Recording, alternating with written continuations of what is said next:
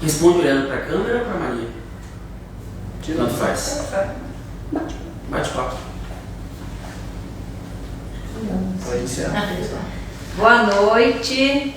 Estamos aqui no Hospital de Câncer de Mato Grosso, em Cuiabá, para começar mais uma live muito importante, né?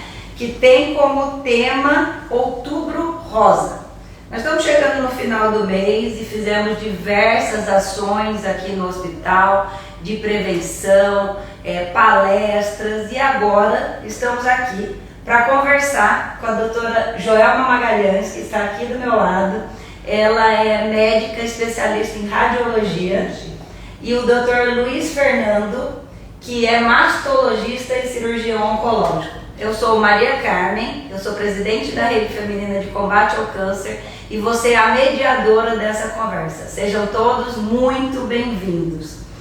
Durante o mês, né, a gente deixou aqui no Instagram falando sobre a live, deixamos caixinhas de perguntas, então temos diversas perguntas para hoje. Eu acho que vai ter bastante gente aqui participando com a gente. Quem não participar agora, não pode participar, depois vai ficar gravada e é bom assistir para tirar todas as dúvidas, né? É um momento de informação aí para toda a população. Vou começar aqui com as mulheres, tá bom, doutor Luiz Fernando? Então, a gente vai falar sobre a incidência do câncer de mama. Conta um pouquinho o que tem aí, né, de previsão de novos cânceres de mama.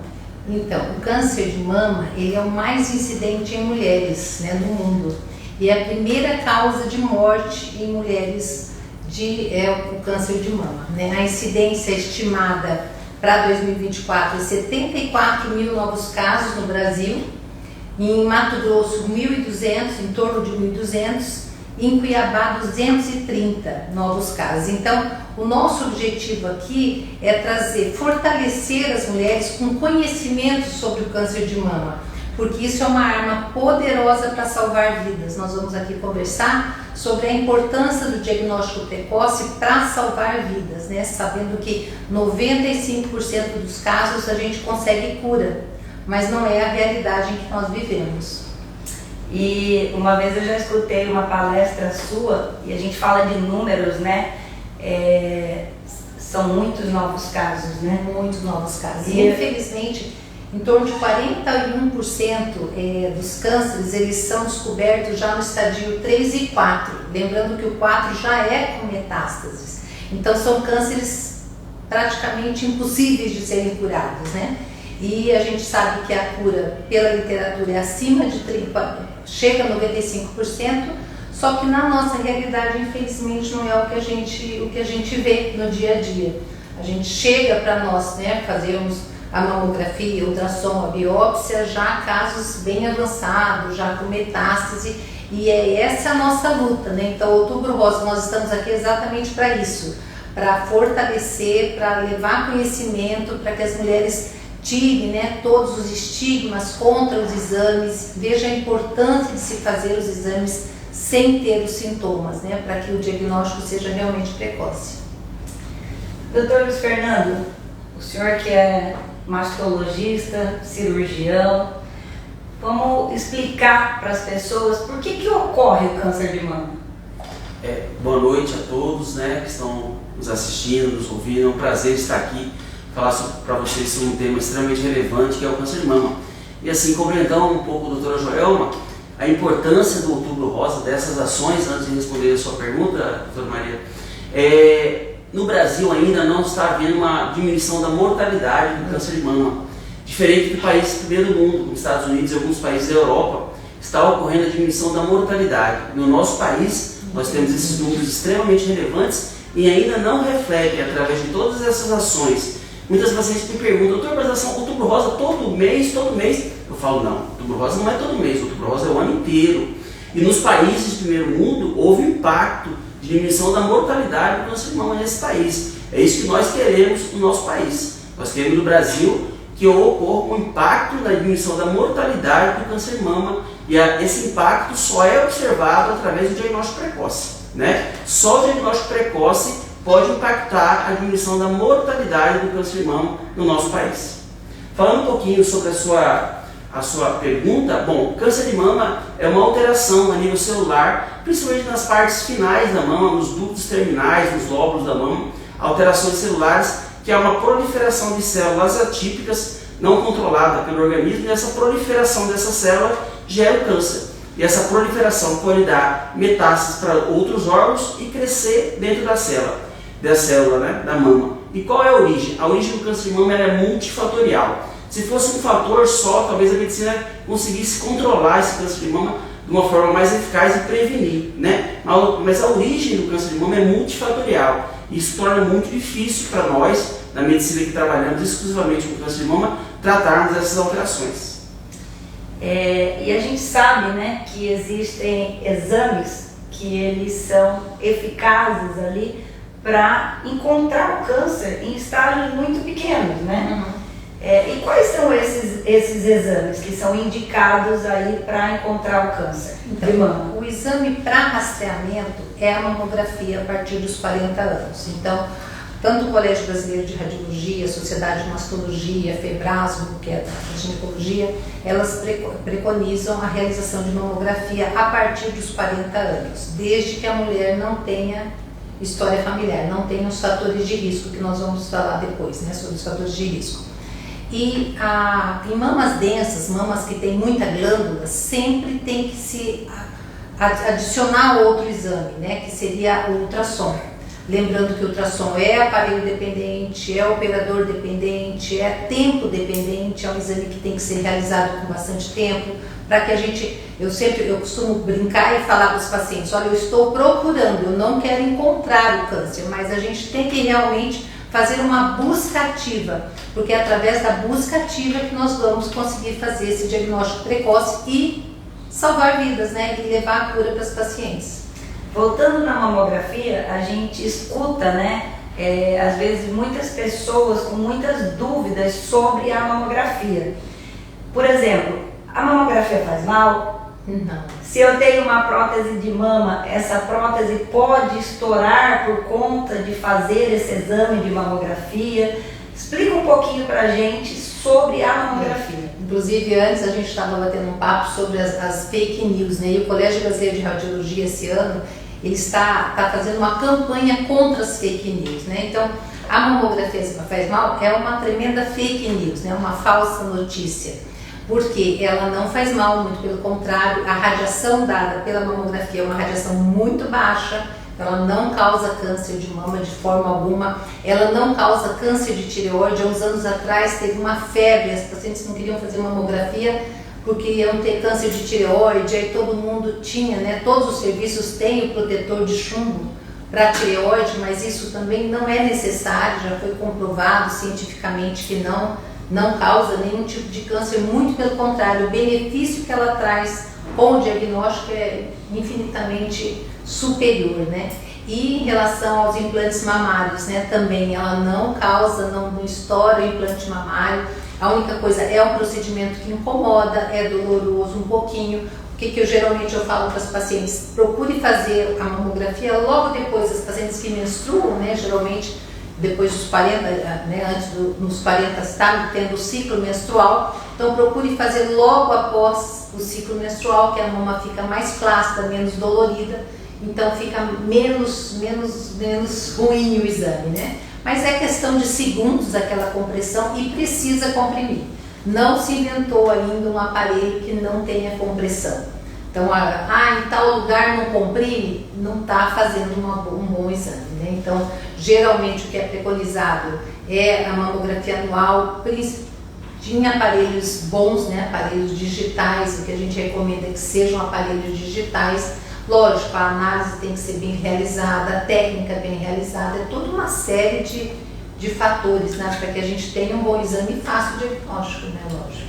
E assim, Maria, corroborando tudo que a doutora Joelma falou, a mamografia, alguns estudos mostraram que diminui a mortalidade do câncer de mama. O exame que diminui a mortalidade do câncer de mama é a mamografia, né? Alguns estudos compararam mulheres que realizaram e não realizaram rotineiramente a mamografia. as mulheres que realizaram rotineiramente a mamografia quando bem indicada, a partir dos 40 anos de idade, anualmente, elas tiveram uma redução da mortalidade do câncer de mama da ordem de 20 a 30%. Né? Então isso é extremamente importante. Você que está nos ouvindo, mulher com 40 anos ou mais, você deve realizar a sua mamografia uma vez ao ano. O câncer de mama ocorre no homem? Ocorre, mas a prevalência dele é muito baixa, né, comparado com a prevalência na mulher. O maior fator de risco para ter câncer de mama é ser do sexo feminino. Homem tem câncer de mama? Tem, mas num risco muito mais baixo. Eu, por exemplo, já operei 5 homens com câncer de mama, mas assim, durante a minha vida inteira, há 15, 20 anos eu opero câncer de mama, né? Então, é um número muito baixo.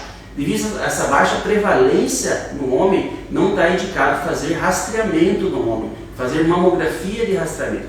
Na mulher não, né? Os números que a doutora Joana passou do câncer de mama no Brasil, no estado, são extremamente alarmantes. Então, o rastreamento é fundamental, tanto para o diagnóstico precoce, e esses estudos mostram que diminui a mortalidade, isso é fundamental. E lembrar só, o termo rastreamento é você fazer o exame, é detectar o exame em pacientes assintomáticas. Então você não pode esperar sentir alguma coisa, sentir algum nódulo, sentir alguma alteração do mamilo, alguma alteração da pele, da mama, ou então um fluxo papilar para poder procurar. Isso aí, o rastreamento é você detectar o câncer antes de ter sintoma nenhum.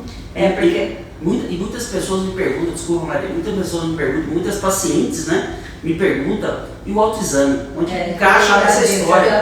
Onde encaixa nessa história o autoexame? Deve-se fazer autoexame? O que a Sociedade Brasileira de Mastologia recomenda, né? Deve-se fazer autoexame. A mulher deve conhecer a sua mama, sem sombra de dúvida. As mulheres que menstruam, o ideal é fazer o autoexame entre o 7º e o 10º dia do ciclo menstrual. Os hormônios já estão um pouquinho mais baixos, já dá para palpar a mama melhor. Em frente ao espelho, palpa a mama e palpa a axila. Nas mulheres que não menstruam, escolhe um dia no mês e repete no mês seguinte, esse dia, o exame. Se houver qualquer alteração, procurar um profissional de saúde, sem sombra de dúvida. O porém é que o autoexame normal não significa que ela não possa ter uma doença grave na mama. Não substitui de forma nenhuma os exames de rastreamento. Ou seja, como a doutora Joana bem disse, realizar os exames sem estar sentindo nada é fundamental. Ou seja, o autoexame ele só tem uma relevância clínica se ele vier alterado. E se ele vier alterado, entre aspas, o câncer de mama já está maior do que ele deveria ser diagnosticado rotineiramente. A cura já é mais difícil. Isso impacta diretamente na sobrevida das pacientes. Né? Já aconteceu comigo várias vezes, a paciente vir com um nódulo já, um câncer, né? E eu pergunto, mas tem quantos anos você não faz exame? 2, 3 anos. Porque a doutora fala para fazer autoexame, eu faço o autoexame, não sentia nada, não achei que não precisava ir. Então, eu tenho um certo receio com o autoexame, eu acho que tem que fazer, igual você falou, mas não pode esperar sentir para poder fazer. Já foi dado muita importância ao autoexame. Já foi dado, alguns anos atrás, se você se tocar, o câncer não vai te pegar. Mas ainda você pega aí algumas publicações aí de rede social, se toque, e não fala da mamografia. Isso eu, como mastologista, me deixa um pouco incomodado. Eu fico um pouco incomodado. Se toque. Se tudo estiver normal, tem que fazer mamografia. É exatamente isso. Eu acho que esse é o alerta principal, né? Nós, leigos, né? Qual a habilidade a gente tem para fazer, né, uma palpação? Não é uma coisa simples. Então, eu sempre falo, eu escuto aqui, acompanhei a campanha aqui com as mamografias, né, que as mulheres vieram, e muita gente, doutor, com 50 anos, mais de 50, que não fazem mamografia, nunca tinham feito mamografia. E na hora que eu perguntei o porquê, não, eu faço meu autoexame todos os anos.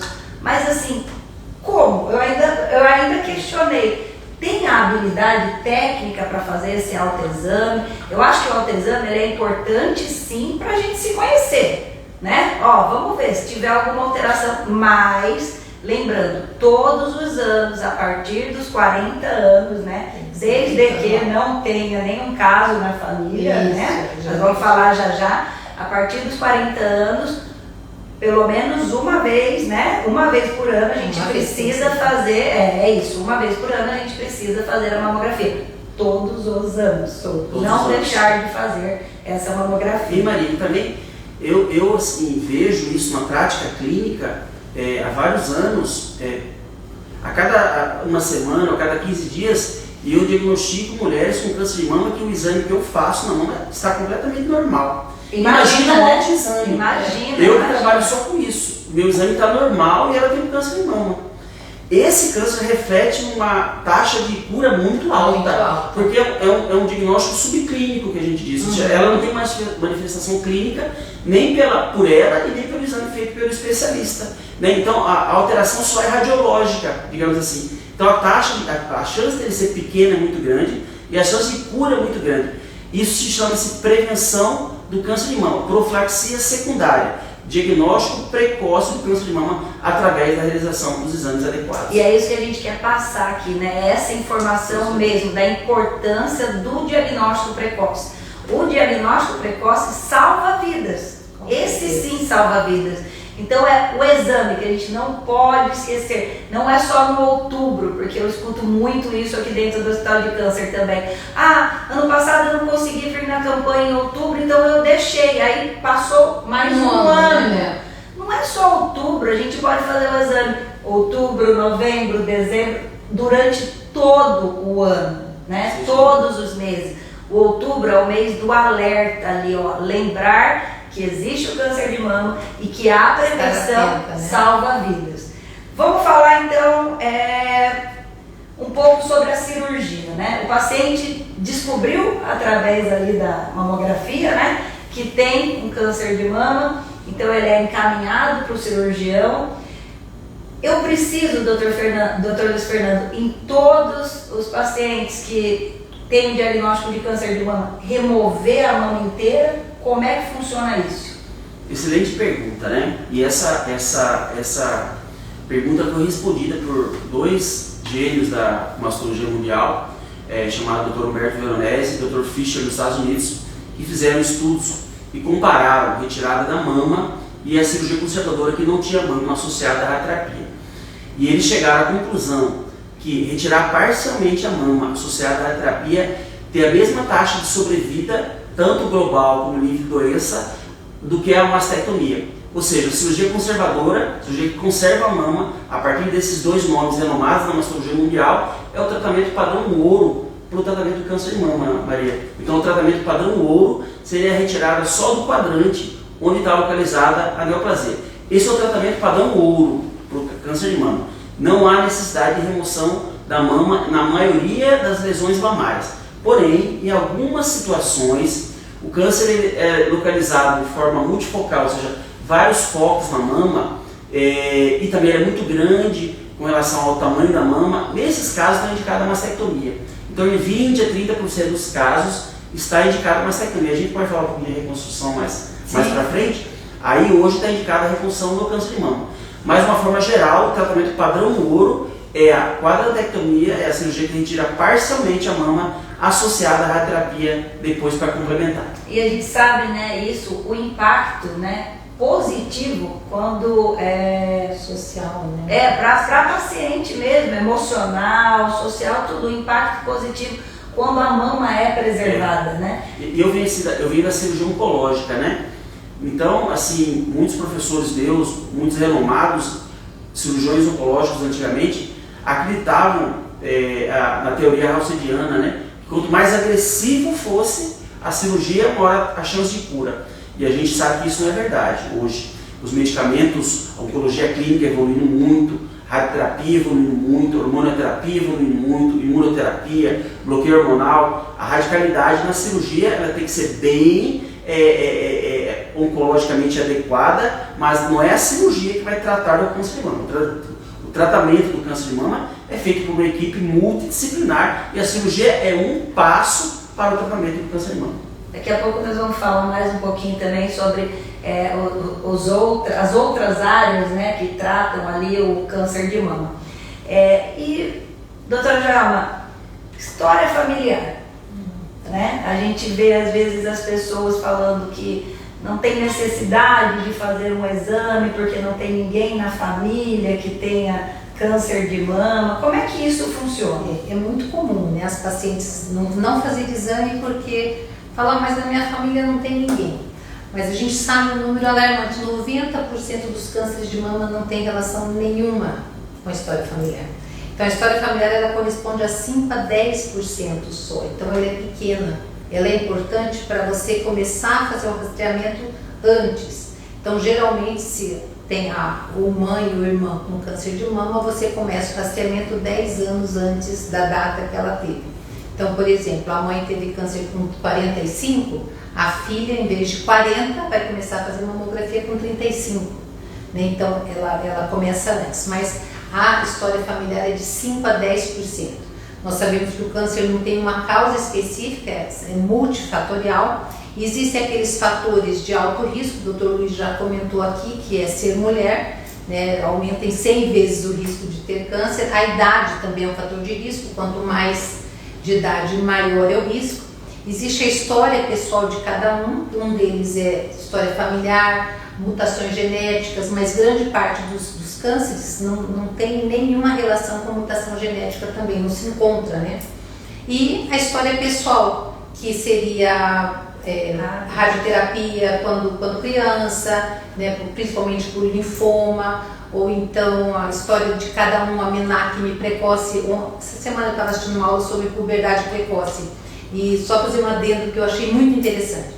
Hoje, a cada dia mais, nós temos visto as crianças menstruando mais cedo, né, essa puberdade sendo mais cedo. E uma das causas de risco para câncer de mama é quando menstrua muito cedo, fica muito tempo, né, menstruando até a menopausa. Todo esse tempo é um fator de risco. Aí as pessoas perguntam, por que o câncer de mama aumentou? É uma pergunta que a gente ouve todos os dias. São vários fatores. E aí, vendo essa aula sobre puberdade precoce, estava vendo ali, as crianças estão menstruando mais cedo. Por que as crianças estão menstruando mais cedo? Um dos fatores é o sobrepeso, né? Você pega as crianças, inclusive compararam meninas em escolas particulares e nas escolas públicas. E o estresse também faz isso. Então hoje você pega uma menina de 9 anos, ela tem aula das 7 da manhã às 7 da noite. É balé, inglês comum, é natação, é isso. Ela não é mais criança, não brinca mais. Então as crianças estão menstruando muito mais cedo. E aí isso é um fator de risco para câncer de mama lá na frente, que é um fator, né? Então são vários, é multifatorial. Existem também os fatores modificáveis, aqueles fatores que dependem, que é do estilo de vida, que é uma coisa que também a gente bate duro, né? Que é a atividade física, a alimentação saudável, o tabagismo, o álcool, que são fatores que, para vários tipos de câncer, não só de mama, né? Fatores de risco. Então são aqueles fatores que nós podemos mexer neles, né? Para reduzir a incidência do câncer de mama, que são esses fatores modificáveis. Falando nessa porcentagem, né, de 5 a 10% da familiar, né, do familiar, isso é até bom, salutar a gente falar aqui, porque também tem muita gente que fica morrendo de medo, do contrário, né? Olha, minha avó teve câncer de mama, eu então vou ter câncer de mama, porque eu faço parte da família, da linhagem. Então a gente vê que é uma porcentagem pequena. É lógico que quem teve, né, alguém da família ali, a avó, a mãe, a irmã, né? É de primeiro grau. De primeiro grau, a gente precisa se prevenir precocemente, mais cedo ainda do que o restante das mulheres que não tiveram nada disso. Agora, esse número é pequeno, de 5 a 10% do câncer ser hereditário de mama, mas ele é impactante no tratamento dessas pacientes, né? Ele impacta o tipo de cirurgia que vai ser feito e ele impacta também o tratamento medicamentoso dessas pacientes. Ele muda. Ele costuma ser mais. Vamos pegar aqui exemplos de pacientes com mutações mais frequentes, que são BRCA1 e BRCA2, né?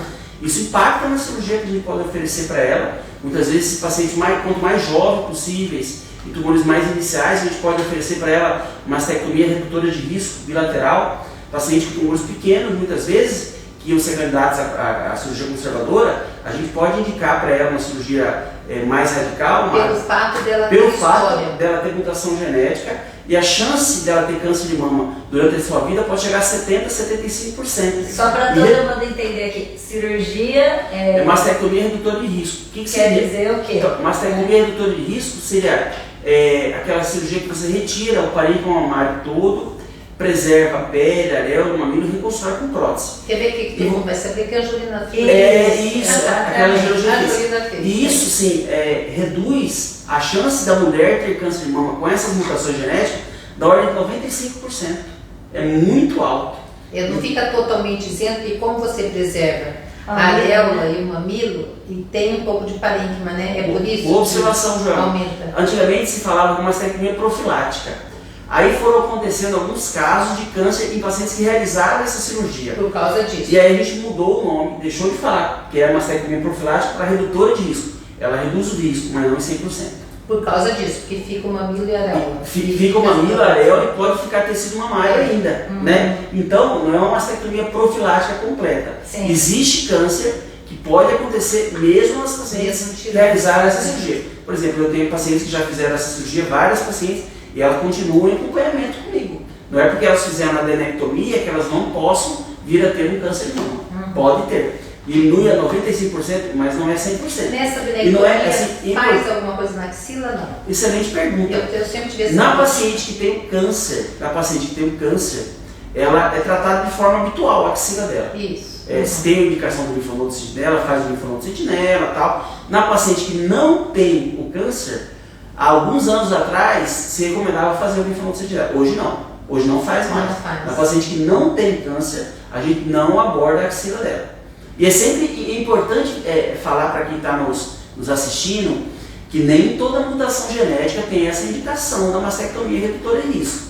Só as pacientes com mutação de alta penetrância, né, que tem um risco muito grande. Porque, assim, para fazer painel genético para câncer de mama, tem vários genes que a gente analisa. Genes de alta penetrância, o que é isso? Alto risco de câncer de mama essa paciente tem. Moderada penetrância, moderado risco e baixa penetrância. Essa cirurgia só está indicada para pacientes com genes de alta penetrância. BRCA1, BRCA2, PALB2, TP53, são genes específicos. Então você que fez o painel genético e tem genes, outros genes, tem que fazer o aconselhamento genético para ver se há indicação ou não. Não é toda mutação que há esse benefício claro na mastectomia redutora de risco. Luiz, você faria uma pergunta agora. Você faria, por exemplo, eu não tenho história familiar, não tenho mutação, fiz o painel, não tenho nada. Um exemplo, uma paciente chega para você, fala, doutor Luiz, eu não tenho risco, eu fiz tudo, não tenho, só que minha avó teve e eu não durmo porque eu quero fazer essa cirurgia. Você faz? E toda semana alguma Porque paciente me pergunta isso. É. Toda semana alguma paciente me pergunta isso. A resposta é não faria. Por que não faria? Porque a gente não tem comprovação do benefício nessa paciente. E segundo, essa cirurgia não é isenta de complicações, né? A gente como cirurgião, eu converso muito claramente com minhas pacientes. Quais são as complicações dessa cirurgia? Necrose da pele, a gente retira a glândula mamária, a gente retira a vascularização da mama, a gente pode ter necrose da pele, necrose da areola, perda da prótese, infecção da prótese. Essa paciente, ela tem uma atividade sexual alterada. O marido dela vai pegar no mamilo, na areola, ela pode não sentir o mamilo e a areola depois dessa cirurgia. Isso é um impacto muito grande, né? Então, as pacientes não têm essa informação. Quando eu converso bastante com elas sobre essas complicações, elas já vão questionando esse jogo. É melhor eu ficar em acompanhamento. Sim. Então, a gente tem que pôr uma balança. Eu falo para as pacientes, os benefícios e os riscos. Se os riscos suplantam os benefícios, está contraindicada a cirurgia. Agora, se os benefícios são comprovadamente, cientificamente maiores que o risco, essa cirurgia está indicada. Essa é a minha posição. Muito bom. Falando ainda, né? Fez a cirurgia, o paciente fez a cirurgia. Todas as vezes que faz a cirurgia, é preciso fazer a quimioterapia, a radioterapia também ou não? Excelente pergunta, né? A resposta é não, né? Não necessariamente. Existem pacientes que fazem cirurgia e não complementam com radioterapia ou não complementam com cirurgia. A priori, toda paciente que faz cirurgia conservadora é indicada a radioterapia adjuvante, depois da cirurgia, a priori. Quimioterapia. Hoje a gente está vivendo uma era, né? Na verdade o câncer de mama é uma doença heterogênea. São várias doenças dentro do câncer de mama, né? A maioria das lesões mamárias são lesões luminais, né? Que expressam receptores de estrogênio e progesterona. Essas pacientes, a resposta à quimioterapia delas não é tão boa como outros tipos moleculares. Nessas pacientes, a gente pode usar de outros meios para ver se a paciente tem indicação ou não de fazer quimioterapia. Antigamente se fazia mais quimioterapia nessas pacientes, hoje a gente está individualizando, né? As pacientes luminais.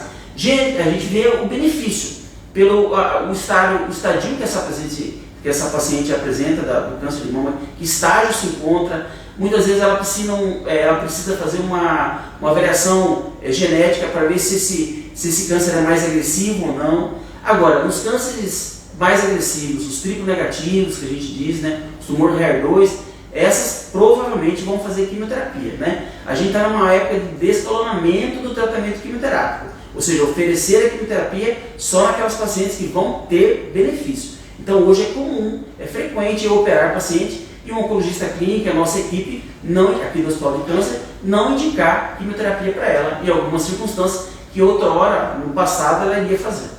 Então, como a gente, né, tinha falado aqui anteriormente, o tratamento do câncer não é por uma única pessoa, né? É um tratamento multidisciplinar, diversas áreas ali, tanto da medicina como as outras áreas também.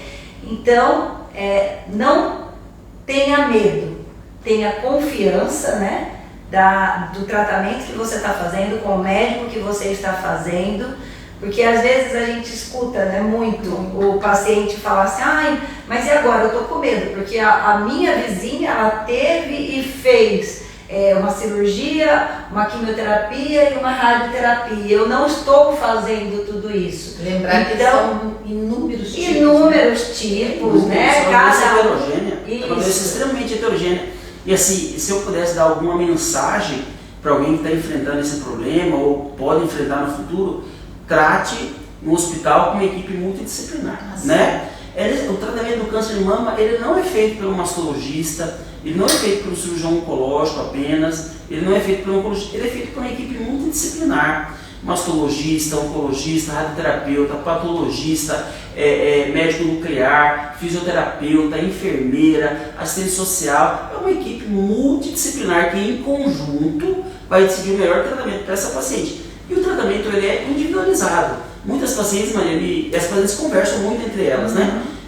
Você sabe mais que eu, você sabe mais que eu. E muitas me perguntam, Luiz Fernando, a paciente sua tinha um nódulo do mesmo tamanho que o meu, você indicou cirurgia para mim e ela está fazendo quimioterapia para diminuir a lesão. Antes ou depois? Antes da cirurgia, ela está fazendo quimioterapia antes da cirurgia. Por quê?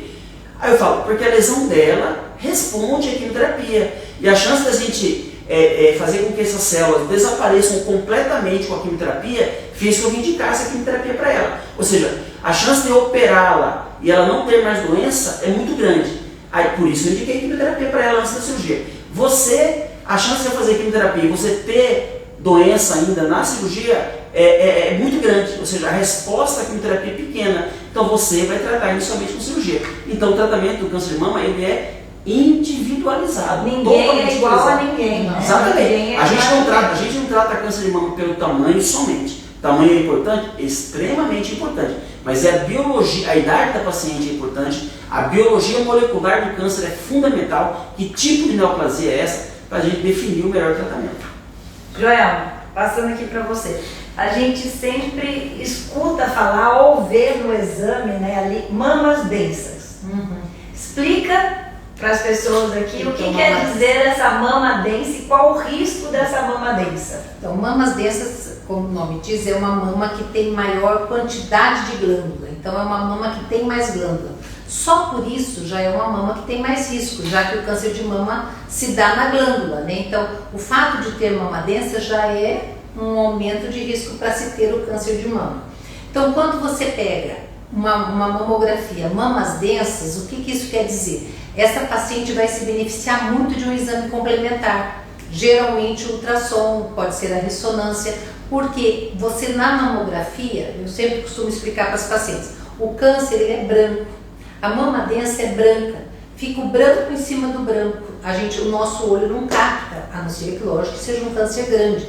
Nós estamos aqui baseando em cânceres subclínicos, que é o que a gente está procurando. É o que nós queremos achar. É que o rastreamento é. Então, se o rastreamento pega uma mama densa, você tem que fazer, o ideal é que se faça, porque pode ter um câncer lá no meio e na mamografia você não viu. Então aqui até agora a gente falou que mamografia é o exame de escolha, ele é o único capaz de reduzir a incidência de mortalidade, só que nos casos de mama densa tem que ser assim, é de extrema importância complementar com outro exame, porque você encontra o câncer de 1 centímetro, de menos de meio centímetro, de 1 centímetro no ultrassom ou na ressonância. Isso é muito comum, entendeu? Então, sempre mamas densas lá embaixo no exame de mamografia. É importante fazer a complementação com ultrassom, porque aí no ultrassom a gente vai rastrear, é um rastreamento. Hoje o ultrassom mudou muito, ele evoluiu muito, então nós temos aparelhos, né, de última geração e você tem a capacidade de detectar esses cânceres pequenos que na mamografia não deu para ver. Eu vou deixar aqui agora uma pergunta para os dois, né? Que surgiu aqui do Instagram. Anticoncepcional dá câncer de mama? É uma pergunta, né? É o hormônio, né? É uma pergunta. Bom, o que a gente tem de dado na literatura? A anticoncepção hormonal aumenta a chance de câncer de mama? Sim, aumenta. Esse aumento é discreto. Ele é discreto. Nas pacientes que têm um baixo risco ou risco normal de ter câncer de mama, elas podem usar o anticoncepcional. Nas pacientes que têm um risco aumentado de câncer de mama, é melhor uma outra forma de anticoncepção. É melhor uma outra forma, a laqueadura, a vasectomia do esposo, ou usar um DIU de cobre. Então, nessas pacientes que têm um risco aumentado, a gente prefere não usar anticoncepcional hormonal oral. Nas pacientes que têm um risco habitual, elas podem usar, só que elas têm que saber que ocorre um pequeno aumento, não significativo, mas um pequeno aumento das taxas de câncer de mama delas. E outro fato interessante que eu falei da puberdade, vou falar agora sobre o anticoncepcional. Então é muito comum as pacientes falarem, doutora, por que aumentou tanto? Aumentou assim, assustadoramente, né? Eu faço mama há mais de 20 anos, 25 anos mais ou menos, e assim, antigamente fazia uma biópsia de câncer, sei lá, 1 por semana, 2 por semana. Hoje em dia, difícil o dia que não tem 2, 3, é muito câncer. Então, um dos fatores pode ser esse, porque há um tempo atrás, quando que a mulher começava a usar anticoncepcional? Com 25 anos. Mudança do estilo de vida da mulher completamente. Você pega a menina de 12, 13 anos já usando anticoncepcional. Então, olha quantos anos. Aí a mulher, antigamente, com 20 e poucos anos, 24 anos, 23 anos, tinha filho. Hoje em dia você pega 40 anos, 39 anos, está pensando em ter filho. Então olha quanto tempo ela está sob o hormônio. Né? Então isso tudo aumenta o risco, isso tudo aumenta a chance. É um dos fatores porque aumentou o câncer de mama. Eu dou exemplo, muitas vezes, até para meus alunos das Índias, né? As Índias, a taxa de câncer de mama nas Índias é extremamente baixa. Por quê? Elas amamentam muito precocemente várias gestações durante a vida. Protege. Ninguém está fazendo apologia a ter 10, 15 filhos, longe disso. Hoje não se permite a sociedade. Mas a mulher tem que saber que se ela não amamentar, ocorre o risco maior de câncer de mama. A amamentação é protetora. A amamentação protege contra o câncer de mama. Durante a amamentação é liberado um hormônio chamado prolactina. Esse hormônio desenvolve a mama.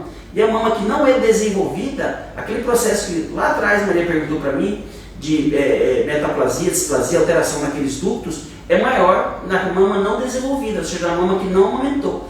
Então o risco de câncer de mama é maior nessas mamas. Então as mulheres, elas têm que se conscientizar. E quanto mais tardio e não amamentar, aumenta a chance de câncer de mama. Vamos falar aqui agora, vai chegar uma parte boa. Nós vamos falar sobre os riscos, né? Quais são os fatores de risco para o câncer de mama, e também a gente vai falar dos fatores de proteção. Tá? Então vamos lá. Quais são os fatores de risco para o câncer de mama? Já estamos falando, né? Alguma coisa. Ser mulher, a idade, né? São fatores que eu costumo brincar, né? A idade é um fator de risco que todo mundo quer correr, né? Porque ninguém quer morrer. Não tem esse fator de risco. Então esse fator de risco a gente tem. A história pessoal já foi falado aqui, história de radioterapia prévia, ou então a história familiar nós já também discutimos bastante, e o uso de hormônios, né? O hormônio também é um fator de risco, o doutor Luiz aqui falou que a maioria são câncer luminais, eles são hormônio dependente, então aquela mulher que usa o hormônio, minha vizinha está usando esse, eu vou usar porque esse hormônio faz bem, isso é muito perigoso, muito perigoso. Não sou contra a terapia de reposição, não é isso, mas é uma coisa bem individualizada e com tempo para se começar e com tempo para se parar, né? Então, hoje em dia, mais do que nunca, está se tendo um hormônio, né, dependente, todo mundo, de todos os tipos, então, né? realmente isso aí tem que se prevenir, é um fator de risco. O anticoncepcional já foi falado aqui. A gestação é um fator protetor, né? Então as mulheres com filhos, elas têm um risco menor, não quer dizer que elas não terão câncer. A amamentação, o doutor Luiz acabou de falar, é um fator protetor também. E os fatores que a obesidade é um fator de risco, o tabagismo, o álcool, tudo isso são fatores de aumento. O contrário disso tudo, né? Se você é uma pessoa que faz exercícios físicos, que tem uma dieta balanceada, tudo isso, né? São fatores protetores, né? A prática de exercício físico é fundamental para a redução do risco de câncer de mama, né? Isso já foi demonstrado. E o que é prática de exercício físico? Não é fazer atividade física uma vez na semana, uma vez no mês, né? Vamos lembrar que a atividade nem física... Nem só 10 minutos, né? Vamos levar que a atividade física regular aí a gente considera 150 minutos na semana, né? Uma atividade pelo física... menos 3 vezes, né? Uma atividade física regular em dias alternados seria uma atividade física regular. Os estudos mostram que diminui a chance de câncer de mama. Outra coisa importante que diminui a chance de câncer de mama é tratar lesões benignas que evoluem para câncer de mama. Isso é fundamental. Né? As atipias mamárias, hiperplasia ductal atípica, essas atipias é fundamental. E quando você vai tratar essa? Com uma pessoa especialista, tanto do ponto de vista da patologia, como da radiologia, como do profissional, porque ele vai definir, ele vai diagnosticar essa alteração que é benigna, mas que ela pode evoluir para uma neoplasia. Tratando essas doenças, muita gente não fala, mas tratando essas alterações pré-malignas, há uma diminuição de você evoluir com câncer de mama. Estamos chegando no final. Que pena. Tá tão bom, né? Nosso bate-papo, a gente ficaria aqui no hospital até amanhã, né? Conversando, batendo papo, mas nós estamos chegando aqui no final, então eu vou deixar aqui um tempinho para cada um de vocês, das últimas considerações. Olha, o que eu gostaria de falar para vocês, assim, o tratamento do câncer de mama é muito complexo. Mudou muito nos últimos anos, vem mudando, cada dia novidades, né? Cada vez cirurgias melhores, cada vez tratamentos medicamentosos melhores. O que eu tenho para falar para vocês, duas coisas. Primeiro, faça sua mamografia adequadamente, e você que tem um diagnóstico de câncer de mama ou um aparente sobre o diagnóstico de câncer de mama, trate no centro com uma equipe multidisciplinar, e isso faz toda a diferença. Meu apelo aqui é esse, né? Fortalecer, como eu já falei no começo, fortalecer as mulheres, né? A população em geral, com o conhecimento sobre o câncer de mama, ele salva vidas. Então vocês que estão aqui nos assistindo, repassem esse conhecimento para as outras mulheres que não estão, né? Para que todas possam ser beneficiadas e que a gente possa realmente ter feito a diferença, que é salvar vidas, que é o diagnóstico precoce. Quem sabe daqui a alguns anos a gente vem aqui falar a mortalidade está diminuindo. É tudo que a gente quer. Tudo que a gente quer. Essa luta não seria em vão, né? Sim, sim. E esse é o papel, né, também da rede feminina, que é disseminar informação, né? O papel aqui do Hospital de Câncer também é deixar a população consciente, né? E trazer essa população cada vez mais para perto da gente, para tirar as dúvidas. E se tiver algum problema, nós estaremos aqui, sim, né? Sempre o hospital de portas abertas para toda a população aí do Mato Grosso. Boa noite, muito obrigada a todos que nos acompanharam até agora. Obrigada, doutor Luiz Fernando, obrigada, doutora Joelma. Até a próxima. Até a próxima.